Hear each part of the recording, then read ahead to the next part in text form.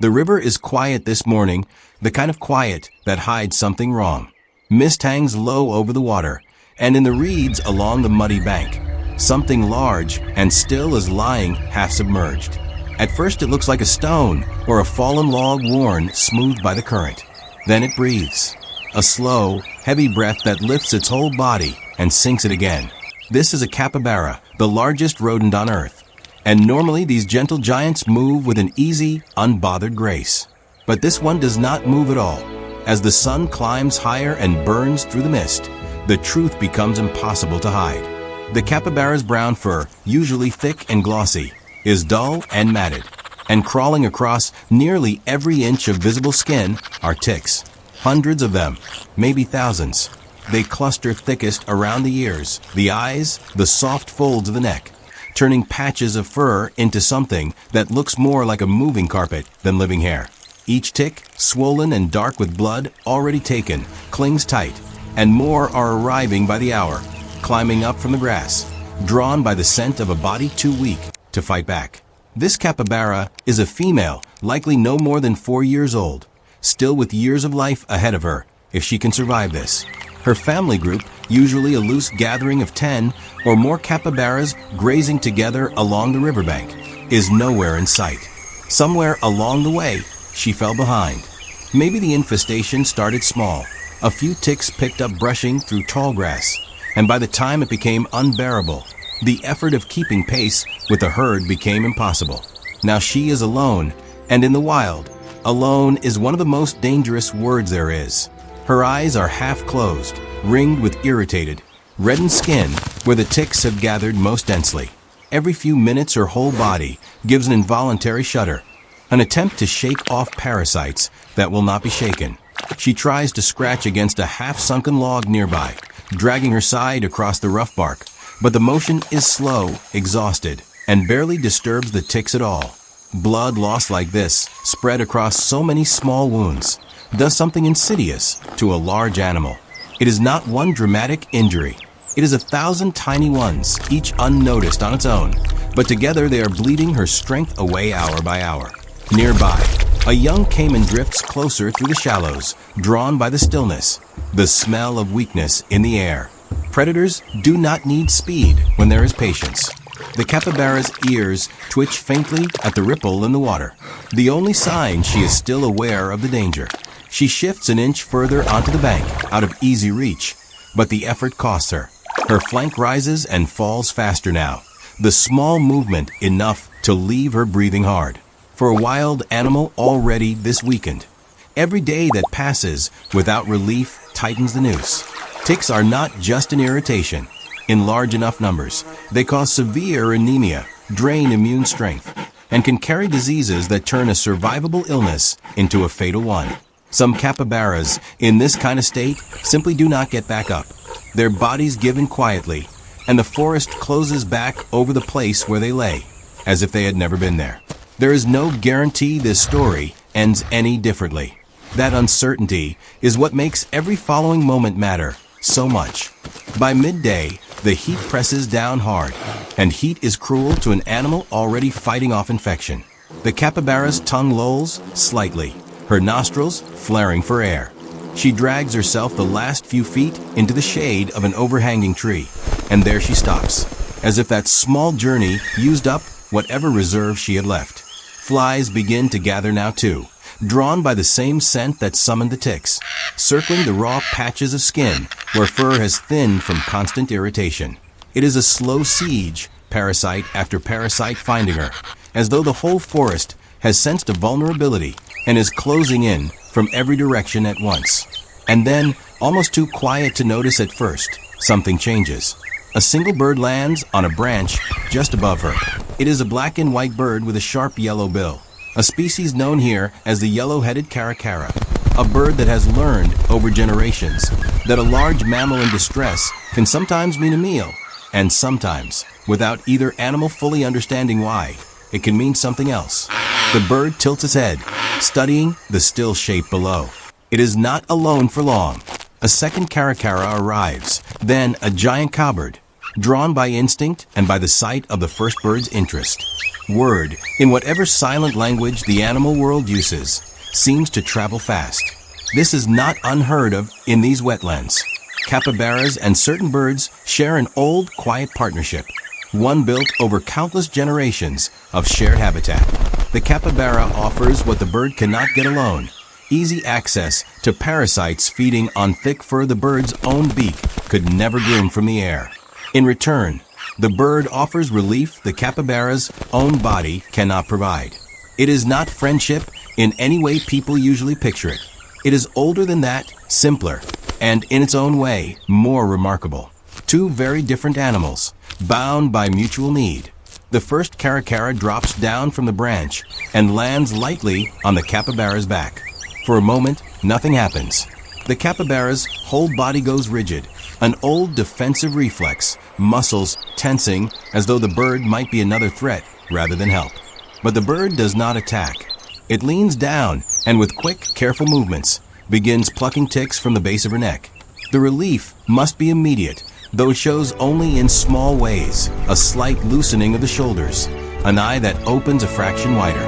One bird alone cannot solve a problem this size, but it is a beginning, and beginnings matter more than they seem to when everything else has gone quiet and still.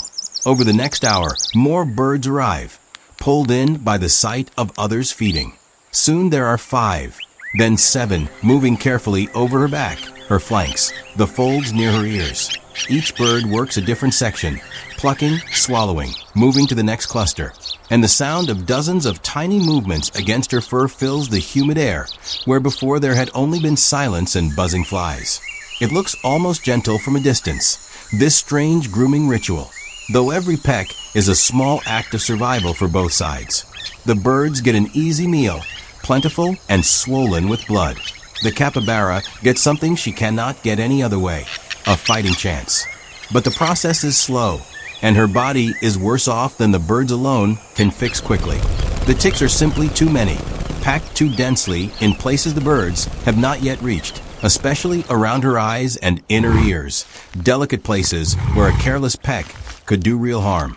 The birds seem to understand this instinctively, working the open flanks first and moving with caution near her face. But caution costs time, and time is something she does not have in abundance. As afternoon turns toward evening, the capybara attempts to stand. It takes 3 tries. The first, her legs buckle almost immediately, and she sinks back into the mud with a heavy, defeated sound. The second, she manages to rise partway before a wave of dizziness, visible in the way her head sways, forces her back down. On the third attempt, shaking, she gets all 4 legs beneath her and stands, swaying, for nearly a full minute before folding back down into the shade.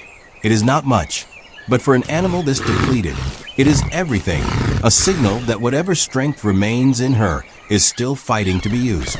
The birds do not leave when she moves. If anything, her small burst of motion seems to stir them into more urgent work, as though sensing that time matters now in a way it did not before. 2 caracaras that had wandered off to rest in nearby branches return, dropping back down onto her shoulders, resuming the careful, plucking rhythm. Night falls, and with it comes new danger. In the dark, the forest changes character entirely, and a weakened capybara lying still near open water is an invitation few predators can ignore. Somewhere beyond the tree-line, a jaguar's low cough echoes once, then falls silent. The capybara's ears flick toward the sound, and though her body cannot manage much, some instinct keeps her half alert through the night, drifting in and out of an exhausted, watchful rest. The birds, unable to work in darkness, have scattered to roost in nearby branches, but even asleep, a few remain low, close to her, as if their presence alone offers a strange kind of comfort against threats neither species can control alone. By the second morning, there are visible changes, small but real. The dense clusters of ticks near her shoulders have thinned considerably.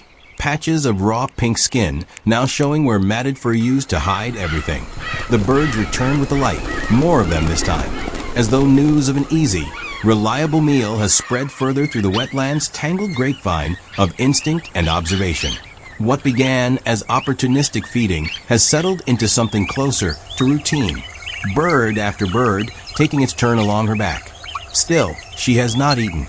Capybaras need to graze almost constantly, their bodies built for a diet of grasses and aquatic plants consumed in near-continuous small amounts throughout the day. 2 days without proper feeding, on top of the blood loss and stress, is pushing her toward a dangerous edge. Her ribs, though never sharply visible beneath her bulk, show more definition now than they should. When she shifts position, the movement carries a visible tremor. It is on the third day that everything nearly falls apart.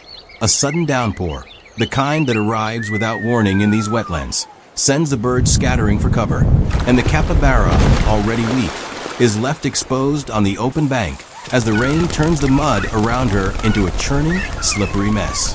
The rising water from the nearby river creeps closer to where she lies, inch by inch, and for a long, tense stretch, she does not move at all, even as the water reaches her legs. It is unclear in that moment whether she has the strength left to save herself if the water keeps rising. Then, through the sheeting rain, one bird returns. It is the same caracara that landed first, the one that seemed to start this entire fragile chain of help. It lands not on her back this time, but on a branch just beside her head, low enough to be seen, and it calls out a sharp, repeated cry that cuts through the sound of the storm. Whether it is a warning, a signal to other birds, or simply noise born of its own agitation, something about it seems to reach her. Slowly, impossibly, the capybara begins to move, dragging herself through the mud, away from the rising water, toward the higher ground beneath the trees. It costs her everything she has left. When she finally stops, clear of the water's reach, she collapses fully, sides heaving. But she is safe from drowning, at least for now. The storm passes by late afternoon, leaving the wetland washed clean and glistening. Bird song returning to fill the air that had gone silent during the rain. And as if the storm itself had been some kind of test, the birds return in greater numbers than before.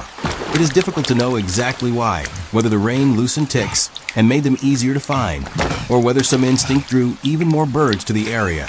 But by evening there are more than a dozen working over her body at once, an entire flock devoted, whether they know it or not, to her survival. On the fourth day, something remarkable happens. She eats. Only a little at first, a few mouthfuls of soft grass within reach of where she lies, cropped slowly and with visible effort. But it is food, the first real nourishment in days, and it matters enormously. Her body, still critically weakened, begins the slow work of recovery, helped along by a parasite load that has dropped dramatically thanks to days of steady, patient grooming from the birds that never fully abandoned her. By the fifth day, she can walk. Not far and not without frequent pauses to rest, but she moves with purpose now, toward the water's edge, toward better grazing, toward the kind of small daily survival that, days earlier, seemed entirely out of reach. The birds continue their work as she moves, some riding along on her back for short stretches, others following in short hops and flights, an odd, devoted procession trailing a slowly healing giant through the reeds. It takes nearly 2 weeks before her fur begins to show real signs of recovery. The dull, matted patches replaced gradually by cleaner growth. The raw skin beneath finally given the chance to close and heal, without new parasites arriving daily to reopen the damage. The birds never fully leave. Even long after the worst of the infestation is cleared, a few caracaras continue to visit, perched on her back in the lazy afternoon sun, picking off the occasional new arrival before it can multiply into anything close to what she survived. It has become, in its own quiet way, a partnership that will likely continue for the rest of her life, This strange and practical alliance between a mammal too large and slow to groom herself completely and birds too small to find food any easier way. 3 weeks after that first still morning in the mist, she is seen again near the main group, the family she had fallen behind so many days before. There is a moment of hesitation as she approaches, the kind of cautious distance wild animals often keep even with their own kind. But it does not last. She settles in among them, grazing quietly along the bank as the afternoon light stretches long and gold across the water, indistinguishable now, at a glance, from any other capybara in the group. Only a closer look reveals the story written into her, in the healed patches of skin, in the way she still occasionally tolerates a bird landing uninvited on her back, an old habit that will likely never fully fade. It would be easy to see this only as survival, one animal's narrow escape from an ending that, so many times along the way, seemed close and almost certain. But it is something larger than that too. It is a reminder of how thin the line can be between life and death in the wild, how much depends on small, unglamorous acts. A bird choosing to land instead of fly on, a body finding one more ounce of strength to stand when standing seemed impossible. Out here, survival rarely comes from grand rescues or dramatic interventions. It comes from patience, from partnerships built over generations, from creatures small enough to be overlooked doing exactly what they were built to do, again and again, until almost without anyone noticing. An ending that once seemed certain quietly becomes something else entirely. The sun sets over the wetland, painting the water in deep amber and rose, and somewhere along that darkening bank, a capybara grazes peacefully beside her family, carrying, hidden beneath healed fur, the memory of a battle few ever saw, and even